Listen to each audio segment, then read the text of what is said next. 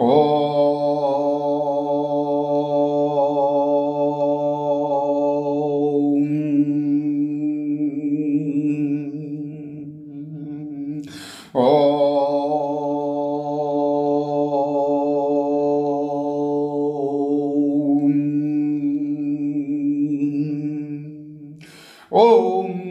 वक्रतुंड महाकाय सूर्यकोटि समप्रभ निर्विघ्नं कुरु मे देवा सर्वकार्येषु सर्वदा। गुरुर्ब्रह्मा गुरुर्विष्णु गुरुर्देवो महेश्वरः गुरु साक्षात् परब्रह्म तस्मै श्री गुरुवे नमः। सर्वमंगल मांगल्ये शिवे सर्वार्थ साधिके शरण्ये त्र्यंबके गौरी नारायणी नमोस्तुते। पुंडलिकावरदे हरी विठ्ठल श्री ज्ञानदेव तुकाराम श्री गुरुदेव दत्त। ह भ प दिनकर तथा श्री दिनकर रंगराव महाडिक मुक्काम पोस्ट इटकरी तालुका वाळवा जिल्हा सांगली हे देत आहेत त्यांचे श्री गुरुचरित्रावरील प्रवचन उपदेशिले ज्ञान विवेका। श्री गुरुचरित्र प्रवचन उपदेशिले ज्ञान विवेका। गुरुमूर्ति स्मरे नित्यं गुरुनामं सदा जपेत। गुरोराज्ञां प्रक्रुरवीत गुरोरन्यन्य भावयेत। गुरुवक्त्र स्थितं ब्रह्म प्राप्यते तत्प्रसादात्। गुरोर्ध्यानं सदा कुर्यात् कुलस्त्री स्वपतेर्यथा। स्वाश्रमं च स्वजातिं च स्वकीर्तिपुष्टिवर्धनम् एतत् सर्वं परित्यज्य गुरोरनन्य भावयेत। श्री गुरुमूर्तीचे नित्य स्मरण करावे। गुरुनामाचा सदैव जप करावा। श्री गुरूंची आज्ञा मनःपूर्वक कटाक्षाने पाळावी। श्री गुरु प्रति अनन्य भाव असावा। श्री गुरूंच्या श्रीमुखात ब्रह्म असते। त्यांच्याच कृपा प्रसादाने ते प्राप्त होते। ज्याप्रमाणे कुलीन स्त्री आपल्या पतीचे चिंतन करते त्याप्रमाणे आपण श्री गुरूंचे ध्यान सदैव करावे। स्वतःचे घरदार, स्वतःची जात, स्वकीर्तीची वृद्धी इत्यादी सर्वावरची आसक्ती सोडून देऊन अनन्य भावाने श्री गुरूंची भक्ती करावी। सर्व संत सज्जन भक्तवरांना ह भ प दिनकरचे सप्रेम नमस्कार। आताच आपण श्री गुरु गीतेतील श्री गुरूंचे स्मरण भक्ती कशी करावी हे दर्शवणारे 3 श्लोक ऐकलेत। त्यांचा अर्थही ऐकलात। भक्त हो, श्री गुरु दत्त जयंती निमित्त येथे या श्री दत्त मंदिरात आपण हे श्री गुरुचरित्राचे पारायण भक्तिभावाने करीत आहात। या घोर वाढत्या कलियुगात आपण त्रिमूर्ती परमेश्वराची आराधना करीत आहात याबद्दल धन्यवाद. आजच्या या दुसऱ्या दिवसाच्या प्रवचन सेवेची संधी आपण मला दिली आहे. तर भक्त हो, सिद्ध म्हणे नामधारका, ब्रह्मचारी तो कारणिका, उपदेशिले ज्ञान विवेका, तया प्रेत जननीशी. या सरस्वती गंगाधर विरचित श्री गुरुचरित्रातील 21व्या अध्यायातील पहिलीच ओवी मी आपणा समोर गाऊन दाखविली आणि हीच ओवी आजच्या प्रवचन सेवेचा विषय आहे. हे श्री गुरुचरित्र सिद्ध नामधारक संवाद रूपात आहे हे आपणास ज्ञात आहेच.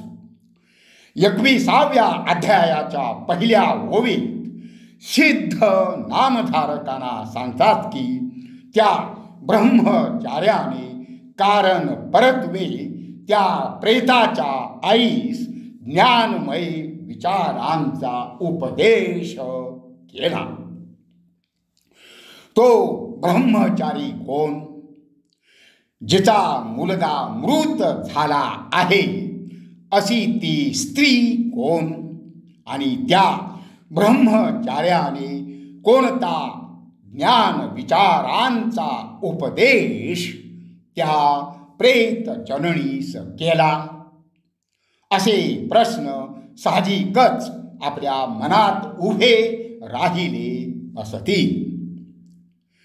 पहिल्या 2 प्रश्नांची उत्तरे या श्री गुरुचरित्राच्या 20व्या अध्यायात आहेत.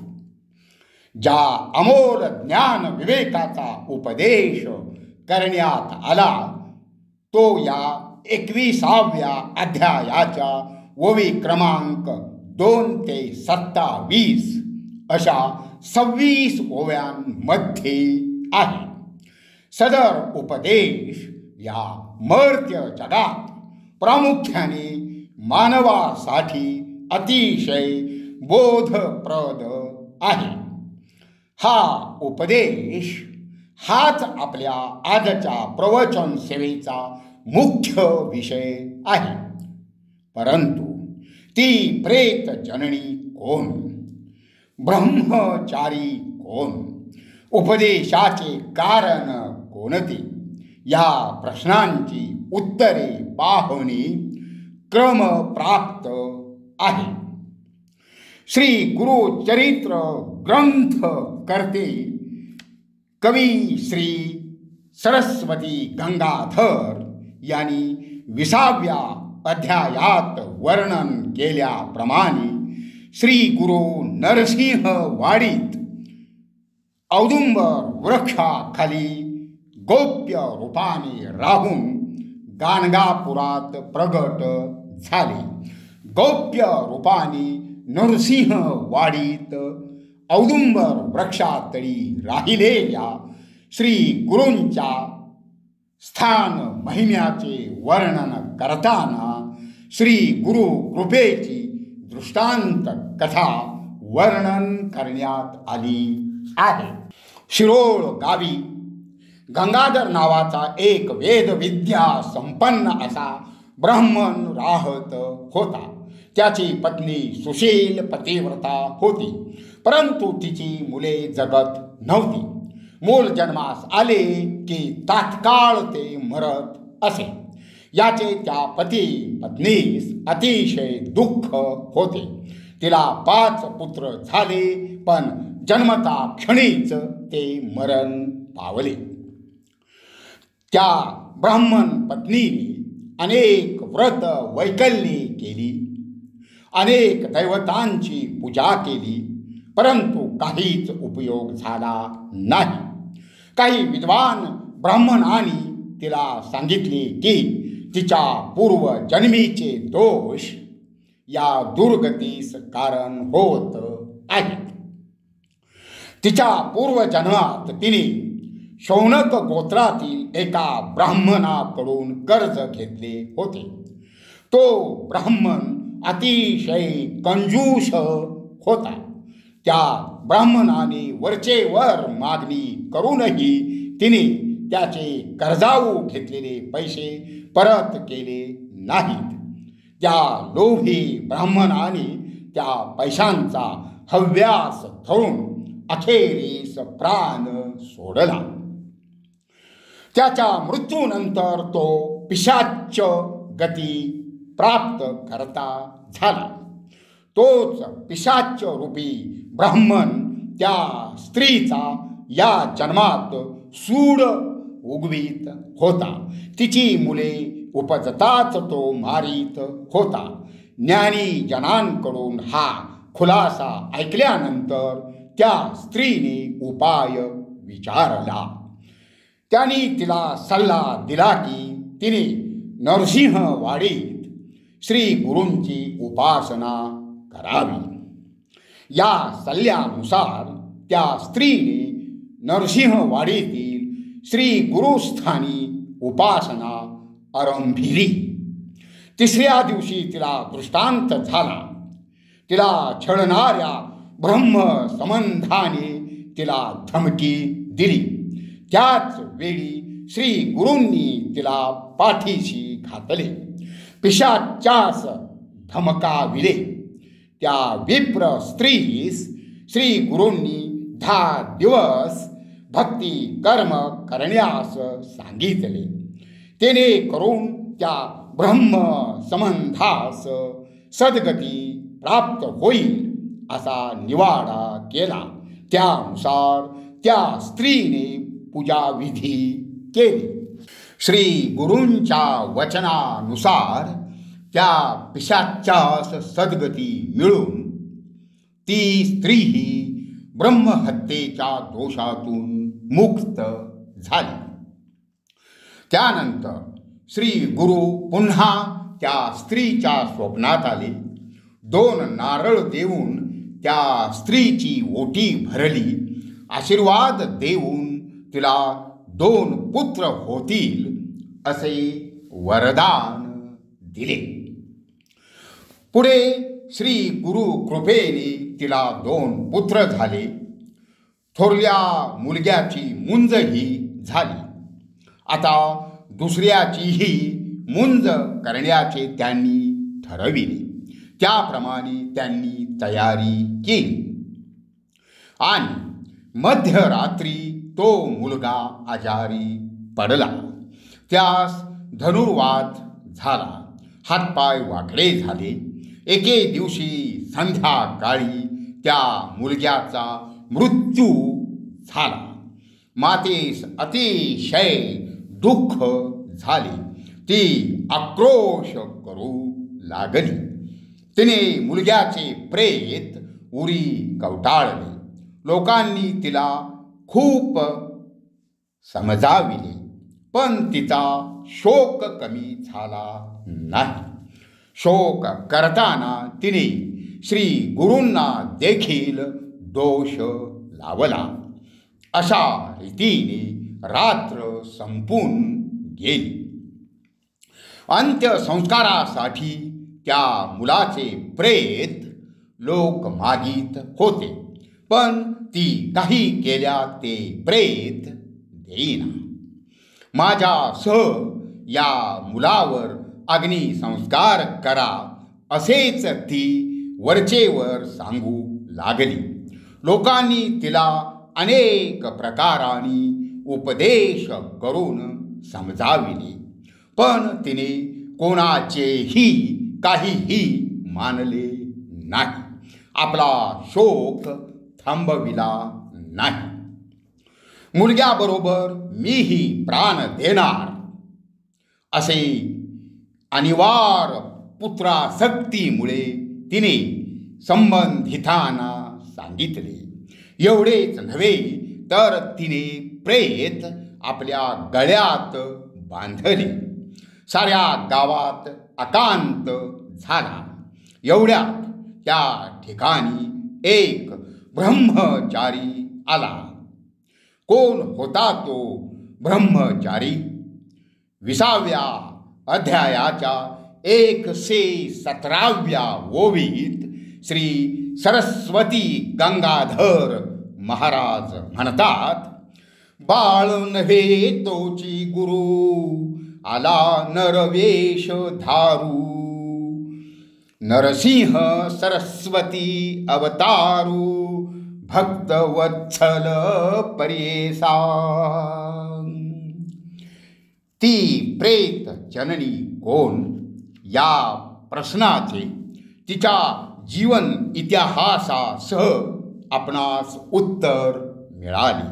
त्याचप्रमाणे तो ब्रह्मचारी कोण ह्या प्रश्नाचे उत्तरही आपणास आताच उद्धृत केलेल्या ओवीत मिळाले.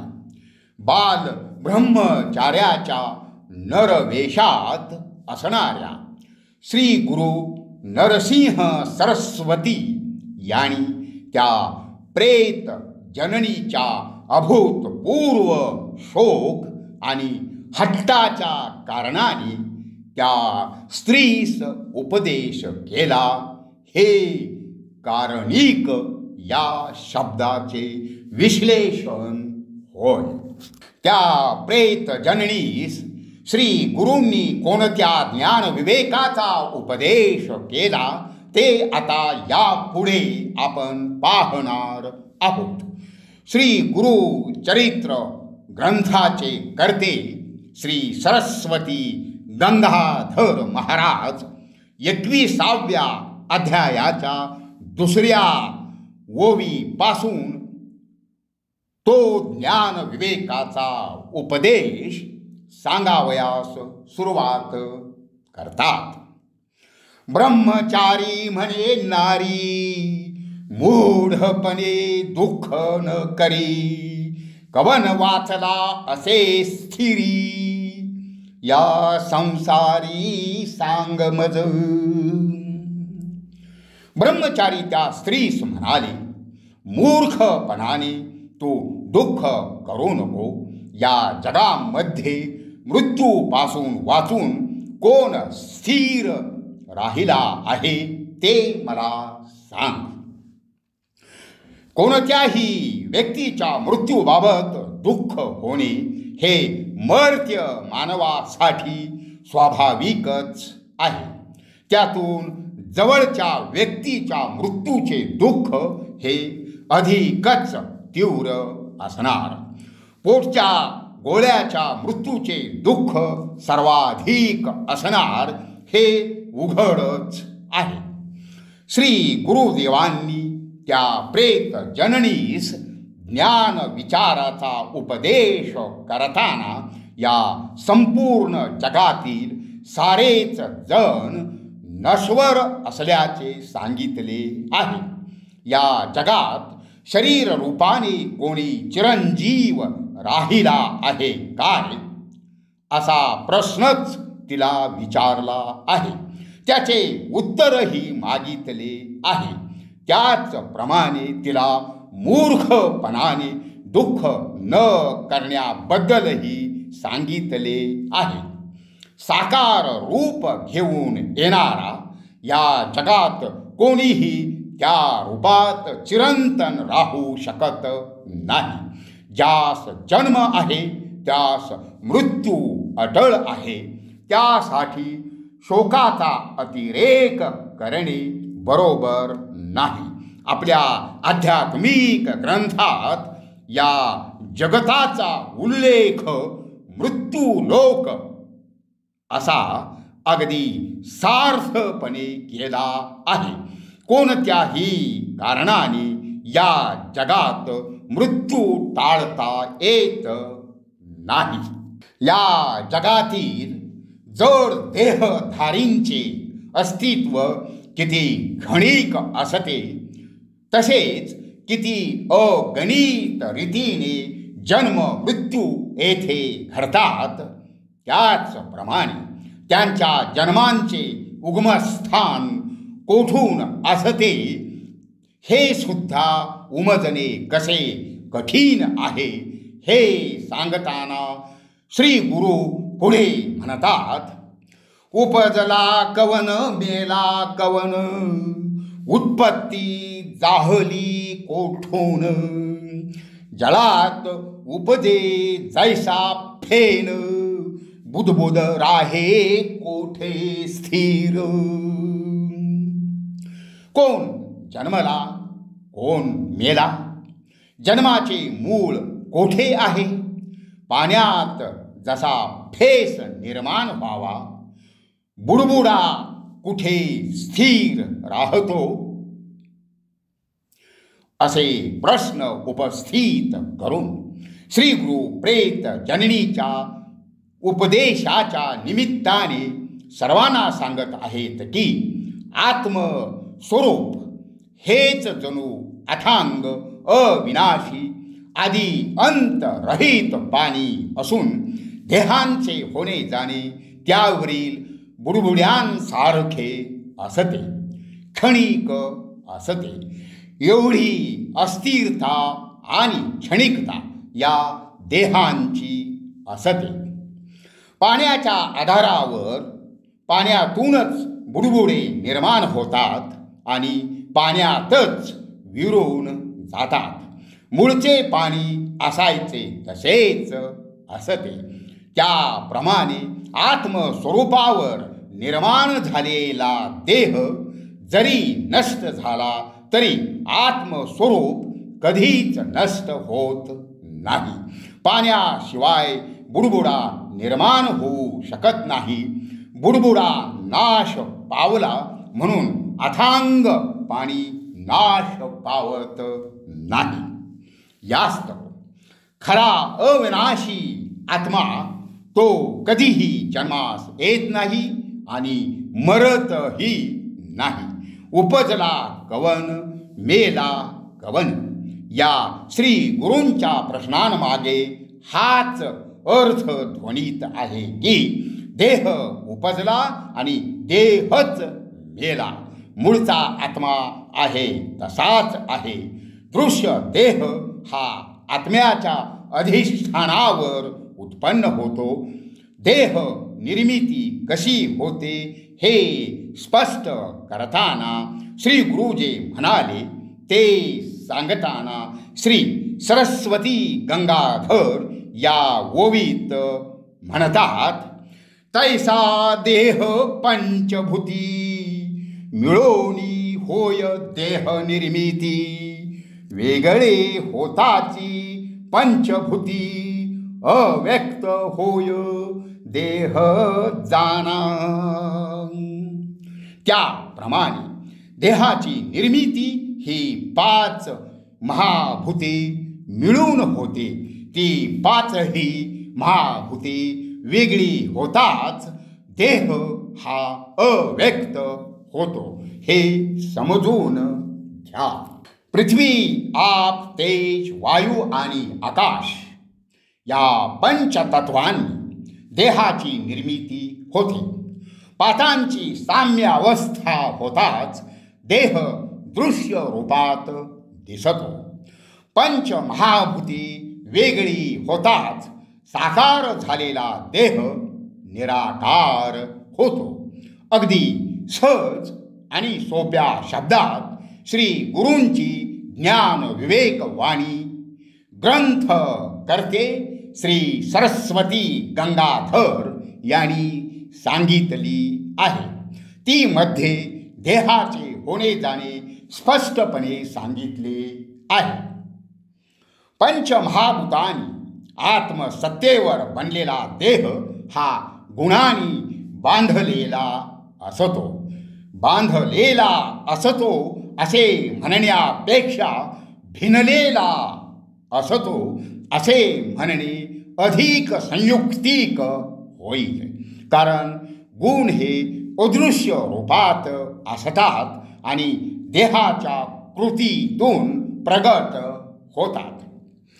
तया पंचभूतांचे गुण माया पाशे वेष्टोन भ्रांती लाविती देह म्हणून पुत्र मित्र कलत्र वास रज सत्व तमो गुण तया भूतान पासोन वेगळाले लक्षण होते ऐक एक चित्ते.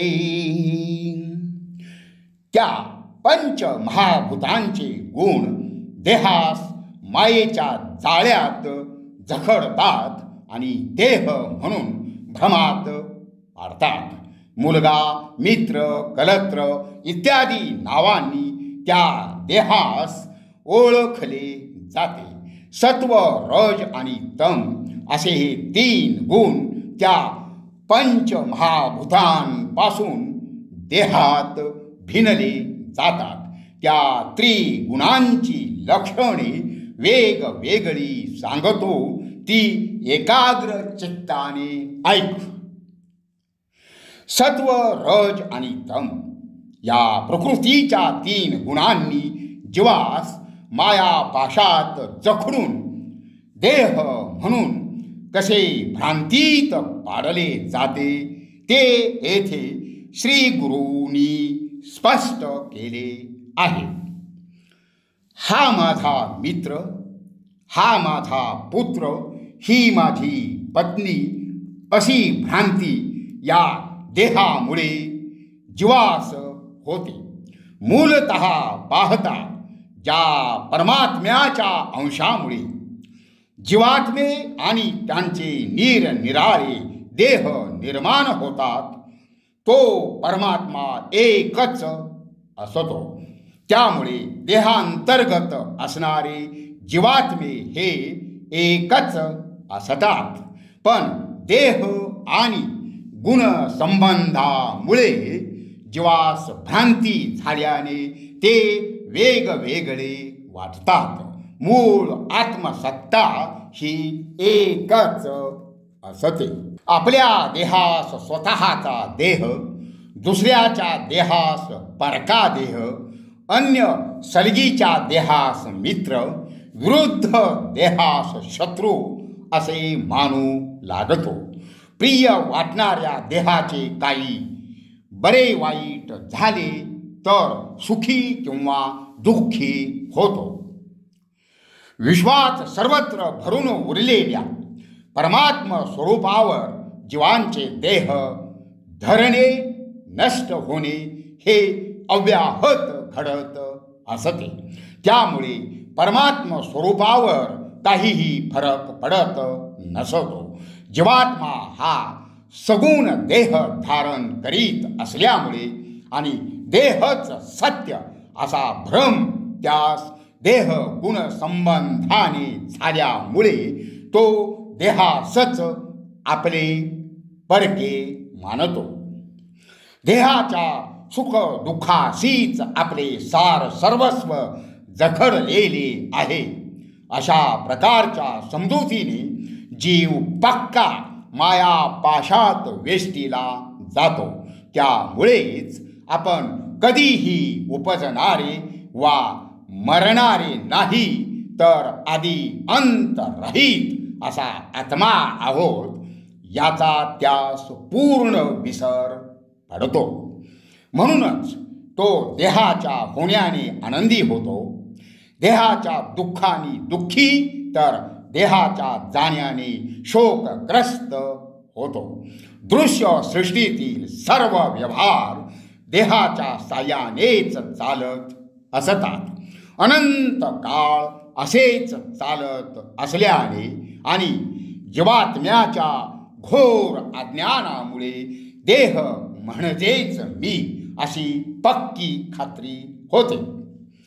देहाच्या त्रिगुणांबाबत वेगवेगळी लक्षणे सांगून उपदेश करताना श्री गुरु पुढे म्हणतात, देवत्व होय सत्वगुण, रजोगुण मनुष्य जान, दैत्यांसी तमोगुण, गुणानुबंधे कर्मे घडती.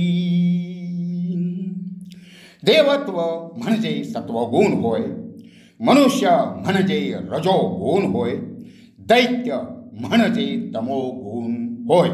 गुणांच्या बंधनानुसार कर्मे घडत असतात.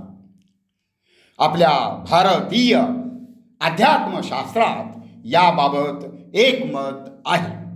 सत्वगुणी व्यक्ती सात्विक कर्मांचे आचरण करीत असताना जर देह ठेवून गेली तर ती दैवत होते.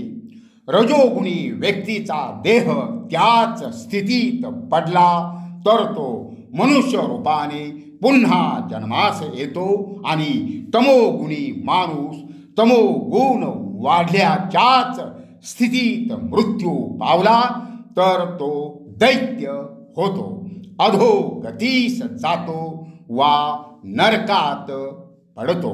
तसेही दैत्य वा राक्षसी जीवन हे नरकाचेच दुसरे रूप होय किंवा अधम योनीत जन्म लाभणे हेही नरकात जाण्यासारखेच आहे. श्रीमद गीता ज्ञानेश्वरी, श्री एकनाथी भागवत या दिव्य ग्रंथांमध्ये या गुणांबद्दल अतिशय ज्ञानमय उद्बोधक वर्णन आले आहे. या ओवीच्या 4थ्या चरणामध्ये श्री गुरूंनी म्हटले आहे की गुणानुबंधे करणे घडती. याचाच अर्थ असा की ज्या माणसाच्या देहामध्ये ज्या गुणाचे जसे प्राबल्य असेल त्याप्रमाणे त्या माणसाच्या हातून कर्मे घडत असतात. चांगली, बरी किंवा वाईट अशी कर्मे या देहगुण प्राबल्यामुळे घडून येत असतात. यास्तव प्रत्येक माणसाने जाणीवपूर्वक सत्वगुण अंगी बाणवण्याचा प्रयत्न केला पाहिजे आणि तो सातत्याने जास्तीत जास्त केला पाहिजे. कारण जशी कर्मे घडतील तशी फळप्राप्ती होत असते. त्यानुसार भ्रांत जीवात्म्यास पुढची गती मिळत असते.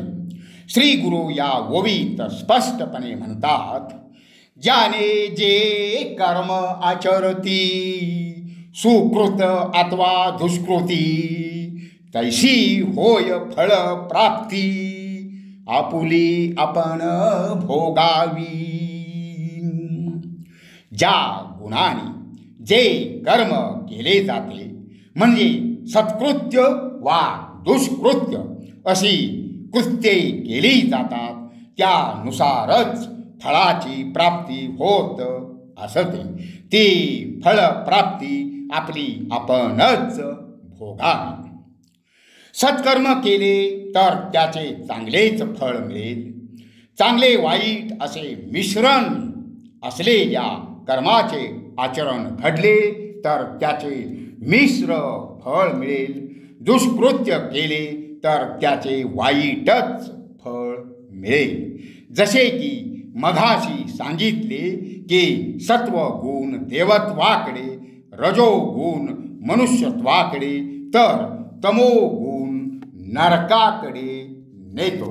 सद्गती, मिश्रगती आणि दुर्गती ही सर्वस्वी आपल्या गुणकर्माचरणानुसार असते.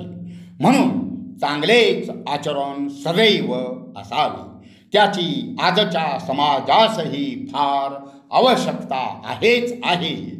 परंतु देहधारी जीवात्म्यास त्याच्या आध्यात्मिक प्रगतीसाठीही सत्कर्माच्या आचरणाची अत्यंत गरज आहे.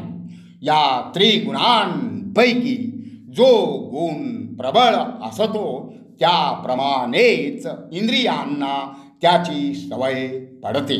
कारण इंद्रिये ही त्या त्या गुणाप्रमाणे वर्तन करीत असतात.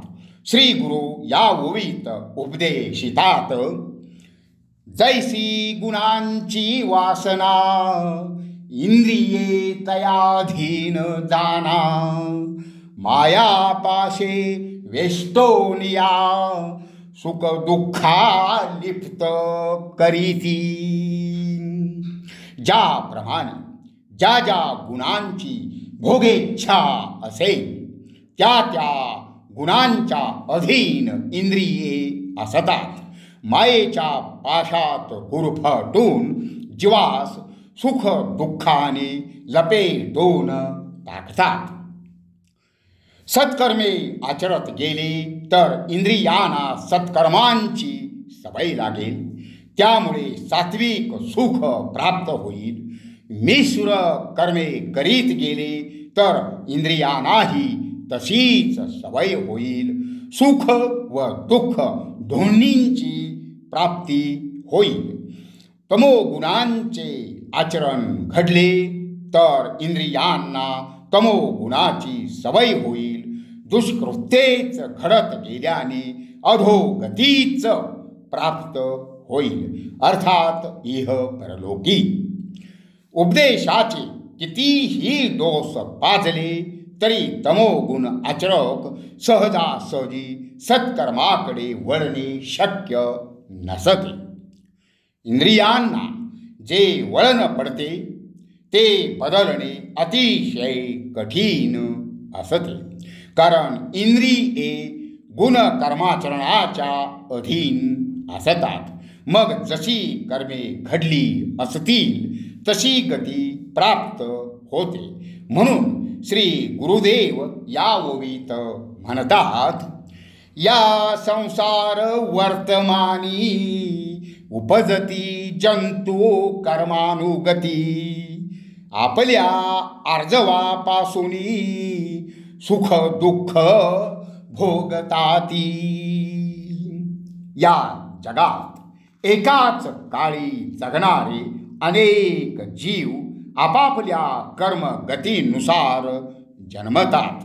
आपले पूर्व जन्मातील जसे अर्जित वा संपादनूक असेल त्याप्रमाणे सुख किंवा दुःख भोगतात. जो ज्या गुणानुक्रमे वर्तन करतो तशी त्याच्या संचितात भर पडत जाते. संचितातून त्याच्या पुढील जन्माचे प्रारब्ध बनते. आपापले रेखिले प्रारब्ध घेऊन प्राणी या जगात जन्मतात आणि जीवनकाळ व्यतीत करतात. त्यामुळेच एक सुखी, दुसरा समसुख दुःखी, तर तिसरा दुःखी. एक शहाणा, दुसरा अर्धवट, तर तिसरा मूर्ख अशी स्थिती दिसते. तर मूढ योनीतील प्राणी मात्र देहाचे प्रारब्ध भोगीत राहत असतात. क्रियमानात बदल करणे त्यांच्या हाती नसते. याचे खूपच वर्णन करता येईल, पण त्याची काही आवश्यकता नाही. मानवी योनीतील मनुष्य मात्र आपल्या क्रियमानात सत्क्रियेचे आचरण करून संचितात बदल घडवू शकतो. गुरु कृपाही त्यास कारणीभूत होत असते. भक्तीने पुण्य संचय वाढवणे हे सर्वात सुयोग्य व सोपे असे साधन आहे की ज्यामुळे संचित बदलता येते. ईश्वर नाम जप हे भक्तीचे सर्वात सोपे अंग होय. जसे अर्जित असेल तशी भोगावस्था संचितातून प्रारब्धात येत असते. क्रियमानाची त्यात भर पडते. संचित पुढे चालते. देह होतात जातात. हे चक्र अखंड चालूच राहते. अनंत कोटी वर्षे जीवात्म्याचा हा प्रवास चालू राहतो. हा उपदेश करताना श्री गुरु जे बोलले ते सांगताना ग्रंथ करते श्री सरस्वती गंगाधर या ओवीत म्हणतात, कल्पकोटी वरुषे जयासी असती आयुष्ये देव ऋषी, त्यासी सुटेन कर्मवशी मनुष्या कवना पाड सांगे. देवाना म्हणजे दैवतांना आणि ऋषींना कोटी कल्प आयुष्ये असतात, त्यांना सुद्धा कर्माधीनता सुटत नाही. तेथे मनुष्याची काय योग्यता ते सांग.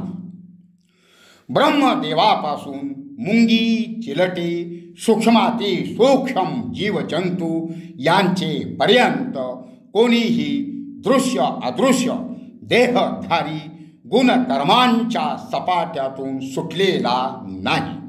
कोट्यान कोटी वर्षे हे असेच चालले आहे.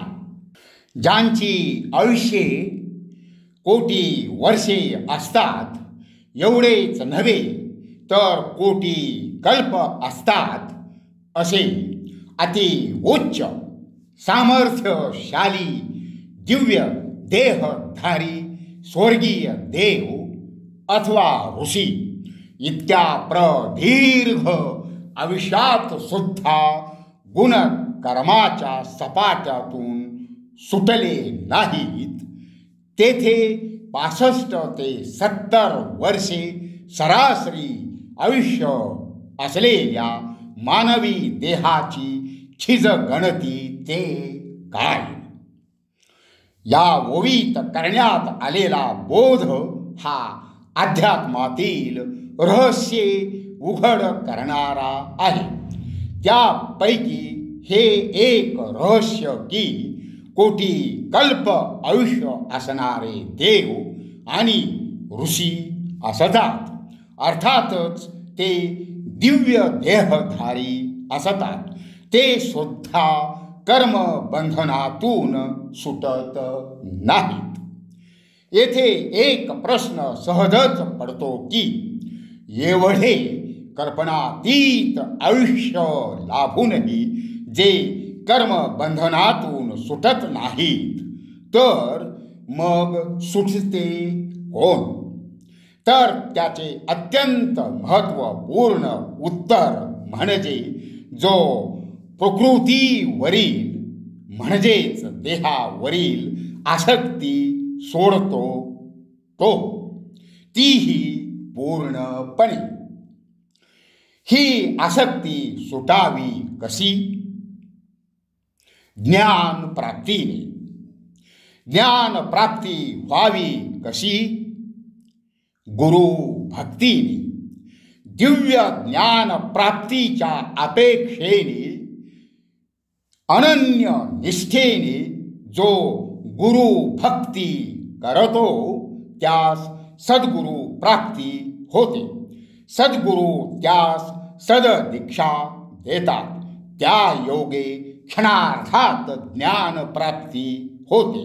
ज्ञान प्राप्ती म्हणजेच परमेश्वर प्राप्ती होय, हे निश्चितच मानावे. ज्ञान प्राप्तीनंतरही भक्त परमेश्वराची दुप्पट प्रेमाने भक्ती करीत राहतो. यासच ज्ञानोत्तर भक्ती म्हणावी. हे सूत्रात सांगताना असे सांगता येईल, तीव्रतम अनन्य गुरुभक्ती, सद्गुरु प्राप्ती, ज्ञान प्राप्ती, ज्ञानोत्तर उत्कट ईश्वर भक्ती, देहपाती कर्मानुबंध जळून ईश्वर संयुक्ती असे झाले तर आणि तरच गुण कर्मानुबंध नष्ट होऊन देह समाप्ती म्हणजेच क्षययुक्त देहाची प्राप्ती होत नाही. अन्यथा कोटी कल्प गेले तरी देह गुण कर्माधीनता सुटणे शक्य नाही. देव आणि ऋषींचे जे उदाहरण श्री गुरूंनी दिले आहे ते मगाशी सांगितल्याप्रमाणे अतिसूक्ष्म दिव्य देहधारी असतात. माणसाचा देह जड आणि हवा, पाणी, अन्न यावर पोसला जाणारा असतो. तो पंचतत्वांचा असल्याने चर्मचक्षुष दिसतो. दैवतांचे अतिसूक्ष्म देह हे मानवी चर्मचक्षूंना दिसण्याच्या क्षमते पलीकडे अतिसूक्ष्म असल्याने ते मानवास दिसत नाहीत. असे दिव्य देह देखील गुणकर्माधीन असतात. अशा परिस्थितीमध्ये मानवाची स्थिती काय? एखादा नर देहा अधीन काळ करी आपुले गुण, कर्म होय अनेक गुण, देहधारी सर्व येणे प्रमाणे. कोणी एक मानवी देहधारी असतो. काळ आपल्या गुणानुसार त्याच्यावर प्रभाव टाकतो. त्यामुळे अनेक प्रकाराने त्याचेकडून कर्म घडते. असेच सर्व देहधाऱ्यांचे असते. देहधारी मानवाला तिन्ही काळातून जावेच लागते. बाल्य, तारुण्य, वार्धक्य असे त्यांचे ढोबळमानाने वर्णन करता येईल. बालपणीच्या काळात, तरुणपणीच्या काळात आणि वृद्धावस्थेतील काळात त्याच्याकडून विविध प्रकारचे कर्म घडते. श्री गुरु पुढे उपदेश करतात. जो जो असेल देहधारी त्याशी विकार नाना परी, स्थिर नवे निर्धारी आपले आपण म्हणावया. जो जो देह रूपाने साकारला त्याला अनेक विकार असतात. देह आपला म्हणावा असे स्थैर्य त्यात नसते. देहधार्यास काम, क्रोध, मोह, मत्सर, लोभ, मद इत्यादी आंतरिक विकार तर असतातच असतात. वर त्या देहास अनेक रोग विकार रूपाने ग्रासित असतात. कोणत्या देहाला कोणता रोग कधी होईल हे सांगता येत नाही. देह कधीच स्थिर राहत नाही. काम विकार बळावून आपला मुलगा किंवा मुलगी आपला त्याग करून दूर जाऊ शकतात. कारण ते एकमेकांच्या देहावर आसक्त असतात.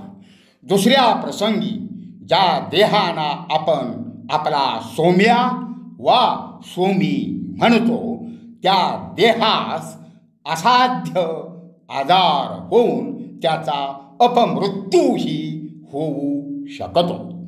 बाल्य, तारुण्य, वार्धक्य, मृत्यू आणि अनेक व्याधींची सततची टांगती तलवार ज्या देहावर असते त्यास आपण आपला का मानावे, त्यावर आसक्ती का धरावी.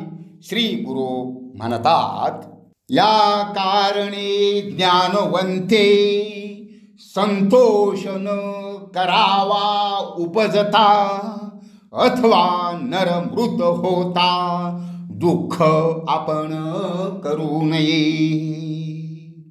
या कारणामुळे ज्ञानवानाने कोणी जन्मला म्हणून त्यात आनंद मानू नये आणि कोणी माणूस मेला म्हणूनही आपण दुःख करू नये. श्री गुरूंनी अतिशय मौलिक असा संदेश येथे दिला आहे. पण तो देहासच सार सर्वस्व मानणाऱ्या आजच्या मानवांना रुचणे अतिशय कठीण आहे. किंबहुना रुचणारच नाही असे म्हटले तर वावगे ठरू नये. एखाद्या देहाच्या उपजण्याने कमालीचे आनंदी, तर एखाद्या देह मृत्यूमुळे कमालीचे दुःखी, अशी आजची स्थिती असते. उपजण्यामुळे आनंदी जे होतात तेच देह मृत्यूने दुःखी होतात. यास्तव श्री गुरूंनी केलेल्या उपदेशानुसार आपली भावनिक स्थिती ठेवण्याचा प्रयत्न करणे आवश्यक आहे. देह मृत्यू आपणास कितीही नको असला तर तो होणार हे अटळ सत्य आहे.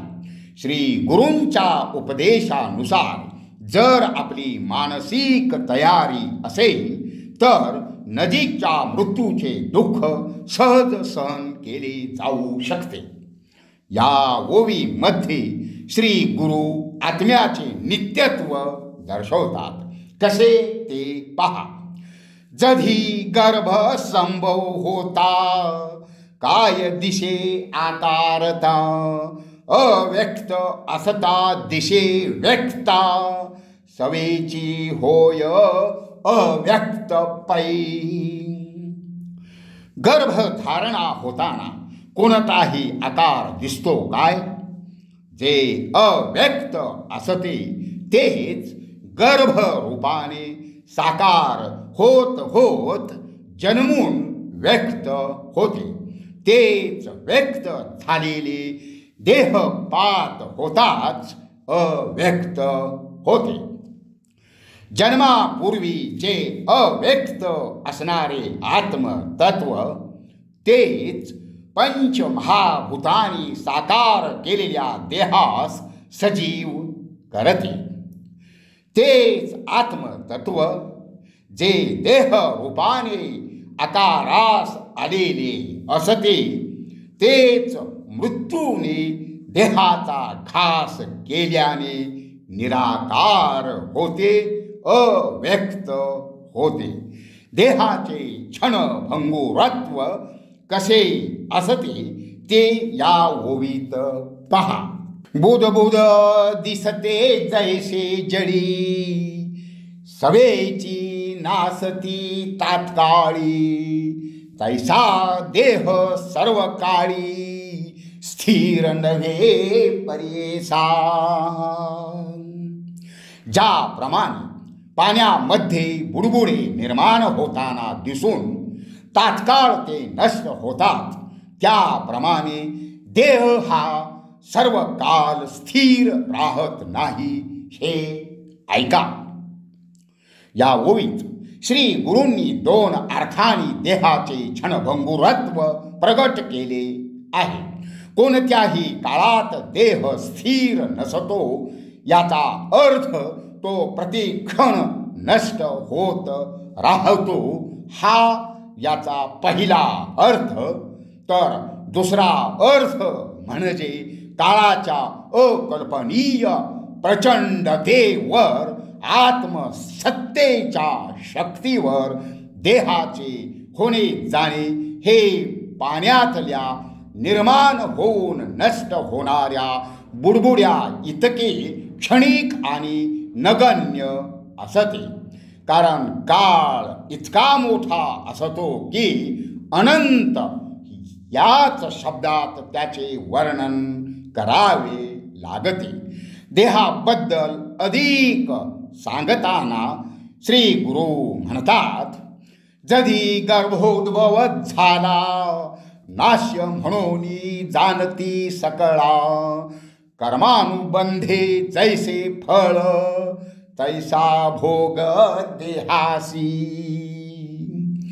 जेव्हा गर्भातून देह जन्मास येतो तेव्हा त्यास नाशवंत म्हणून सर्वजण जाणतात.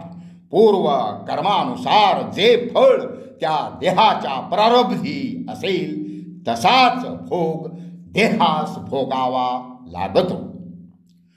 ही फळे कशी असतात ते सांगताना श्री गुरु म्हणतात, कोणी मरती पूर्ववयसी अथवा मरती वृद्धाप्येशी, आपुले आरुजव असे जैसी तेने परी घडे जाण. कोणी पूर्ववयात म्हणजे बालपण तारुण्य यात मरते, तर कोणी वृद्धापकाळी मरते. जसे ज्याचे अर्जित असते तसे ते घडत असते. कोण उपजत मरते, कोण बालवयात कोणत्याही कारणाने पडते, कोणी ऐन तारुण्यात जातो, तर कोणी वृद्धापकाळी व्याधीने जर्जर होऊन देह ठेवतो. हे सारे ज्याच्या त्याच्या कर्मानुरूप घडते.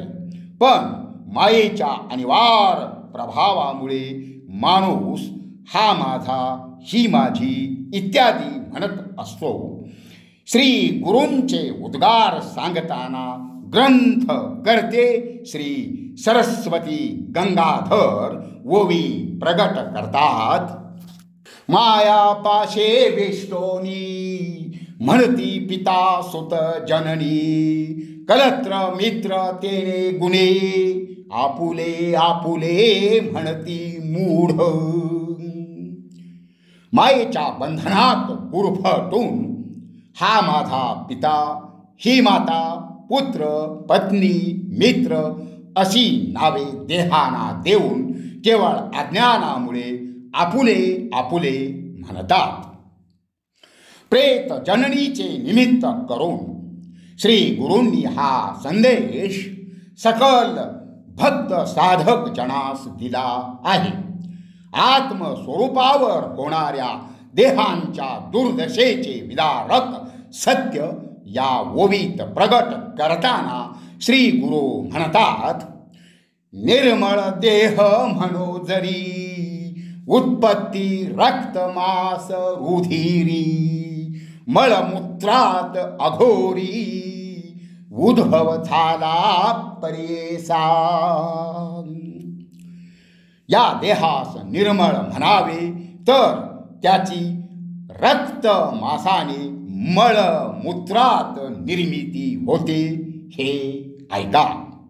या ओवीत श्री गुरूंनी देह उत्पत्तीची आरंभीची किळसवाणी स्थिती सांगितली आहे. आपणही सर्वजण हे जाणता. अशा देहास निर्मळ असे कोणाच्याने म्हणवेल? अशा घृणास्पद रीतीने उत्पन्न होऊन जन्मलेल्या देहाच्या माथ्यावर ब्रह्मदेव जे लिहितो ते या ओवीत पहा. कर्मानुवसे उपजताची ललाटी लिहितो विरंची, सुकृत अथवा दुष्कृतेची भोगभोगी म्हणोनी. कर्मानुबंधानुसार जन्मास येणाऱ्या देहाच्या कपाळावर ब्रह्मदेव चांगल्या किंवा वाईट कर्माचे भोग भोगीत जीवन क्रमणा कर असे लिखित करतो. संचितातून सत्कृत्ये किंवा दुष्कृत्ये निवडून ब्रह्मदेव देहाच्या भाडी त्याचे प्रारब्ध रेखतो. सत्कृत्याचे फळ सुखोपभोग तर दुष्कृत्याचे फळ दुःखोपभोग मिळत राहतो. यासच विधी लिखित असे म्हटले जाते. संचिताचा साठा प्रचंड असतो, त्यामुळे असंख्य देह होण्या जाण्याने तो संपत तर नाहीच नाही, पण त्यात भरच पडत जाते. जसे की मागे सांगितले की अनन्य परमेश्वर भक्ती हाच एकमेव उपाय या देहाचे होणे जाणे थांबवण्यासाठी वा जन्म मरण खंडण्यासाठी आहे. सत्कर्मे आणि सद्भक्ती यांची कास धरून जो जीवन जगला तो आत्मस्वरूपाच्या थोडाफार तरी जवळ जातो. तो कधीही अधोगतीस जात नाही. एरवी काय होते ते या ओवीत पहा. ऐसे या कर्म काळाशी जिंकिले नाही पर्येशी, या कारणे देहाशी नित्यत्व नाही पर्येसा. याप्रमाणे कर्मगतीस कोणी जिंकिले नाही हे ऐक. त्याचप्रमाणे हेही श्रवण कर की देहास चिरंजीवित्व नाही. देहाचे होणे जाणे सतत चालूच राहणार. मूलतः देह नश्वर असल्यामुळे तो अक्षर राहणार नाही. या ओवीत अधिक स्पष्टपणे बोलले गेले आहे. स्वप्नी निधान दिसे जैसे, कवने करावे भरवसे. इंद्रजाल गारुड जैसे, स्थिर केवी मानावे. स्वप्नात दिसलेल्या धन खजिन्यावर कसा भरवसा धरावा किंवा जादूने निर्माण केलेली सृष्टी खरी कशी मानावी.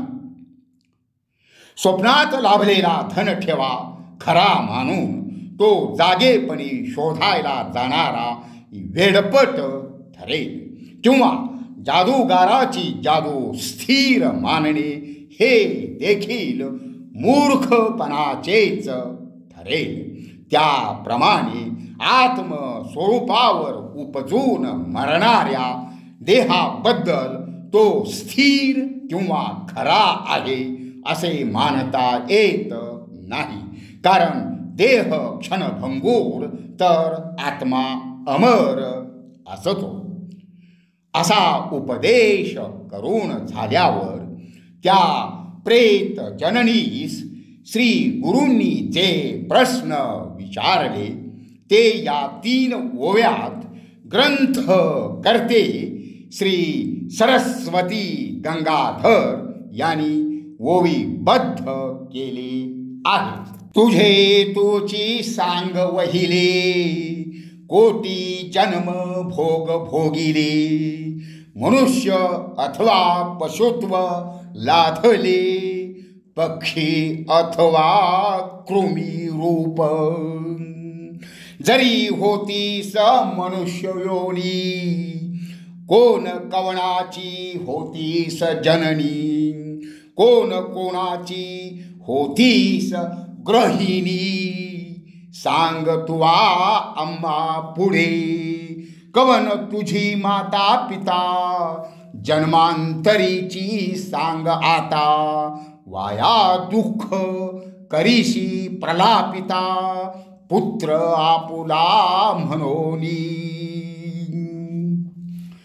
तुझी तूच पहिल्यांदा सांग बरे की तू कोट्यावधी जन्म भोगले असून त्यात तुला मानव जन्म लाभले की प्राणी जन्म लाभले किंवा पक्षी योनीत जन्मलीस की जंत जंतू वा कीटक झालीस. जर तू मानव होतीस तर तू आम्हा समोर हे सांग की कोणाची आई होतीस, कोणाची पत्नी होतीस, तुझे आई बाप कोण होते, या जन्मजन्मातील बाबी सांग आता. तू दुःखाक्रोश करून माझा पुत्र असे म्हणून व्यर्थ शोक आक्रोश करीत आहेस. ती प्रेत जननी अर्थातच या प्रश्नांची उत्तरे देऊ शकणार नाही. तिचेच असंख्य देहातील येणे जाणे आणि त्याचेच तिला झालेले विस्मरण याची श्री गुरूंनी तिला जाणीव करून दिली. या जन्मी तिचा आईचा जन्म आणि तिच्या पुत्राचा जन्म हे दोन्ही देहही क्षणभंगूर आणि नश्वर आहेत. त्यासाठी इतका अनिवार्य शोक करणे व्यर्थ आहे. देह प्राप्त होतील आणि नष्ट होतील. यास्तव अतोनात शोक अयोग्य आहे. हे त्या प्रेत जननीस समजावण्यासाठी श्री गुरूंनी हे प्रश्न विचारले आहेत. ज्ञान विवेकाच्या उपदेशाच्या शेवटच्या ओवीत पुन्हा एकदा शरीराच्या अमंगलतेविषयी वास्तव भाष्य केले आहे. पंचभूतात्मक देह चर्म मांस अस्थि मेह वेष्टोनिया नवमे देह मळबद्ध शरीर जाणावे. पृथ्वी आप तेज वायू आणि आकाश ही पंच महाभूते चामडे मांस हाडे चरबी यांनी वेष्टिलेला आणि नवद्वारांनी युक्त असलेला हा देह मळयुक्त असणारा असा आहे हे जाणून घ्यावे. अशा देहाची आस्था कोणीही धरू नये आणि स्वतःच्या वा दुसऱ्याच्या देहपतनाविषयी दुःखी होऊ नये असा कटू पण सत्य संदेश श्री गुरूंनी दिला आहे. ज्ञानी आणि ज्ञानांपासून श्रवण करून अज्ञानी लोकांनी बोध घ्यावा असा हा उपदेश प्रेत जननीच्या निमित्ताने श्री गुरूंनी सर्वांना दिला आहे. साधक भक्तांनी तर हा संदेश विशेष ध्यानात ठेवून परमेश्वराची प्रगाढ भक्ती करावी. कारण त्यांची मोक्ष मार्गावर वाटचाल चालू असते. अमंगलातूनच त्यांनी मंगलाकडे झेप घ्यायची असते. दिव्य साध्य करण्यासाठी त्यांनी शरीर साधनच वापरायचे असते.